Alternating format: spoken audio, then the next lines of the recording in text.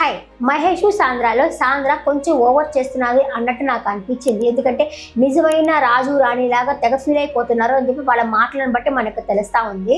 అక్కడ బాత్రూమ్ బాగలేదని చెప్పి వేరే బాత్రూమ్కి స్నానానికి వెళ్ళాడు మాస్టరు.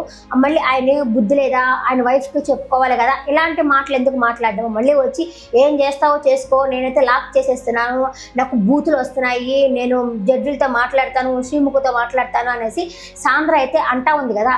ఇంత ఓవర్ చేయాల్సిన అవసరం లేదు నాకైతే అనిపించింది. ఎందుకంటే 1 వీక్లో వాళ్ళకి ఎలాగో షూటింగ్ అయిపోతా ఉంది, 1 వీక్లో వాళ్ళు తెలిపోతున్నారు. ఒకవేళ బాత్రూమ్ యూజ్ చేసుకున్నా కూడా జడ్జిలు కూడా ఏమనరు. మామూలు పెద్ద పెద్ద విషయాలకే కూడా ఇంకా జడ్జిలు కూడా ఏమనడం లేదు మాస్టర్ వాళ్ళని. అలాంటి చిన్న విషయం ఏమంటారు? ఒకవేళ అడిగితే మా మాట వాళ్ళు వినలేదు, మేము చెప్పి చూసాము అనేసి ఒక మాటతో పోద్ది కదా.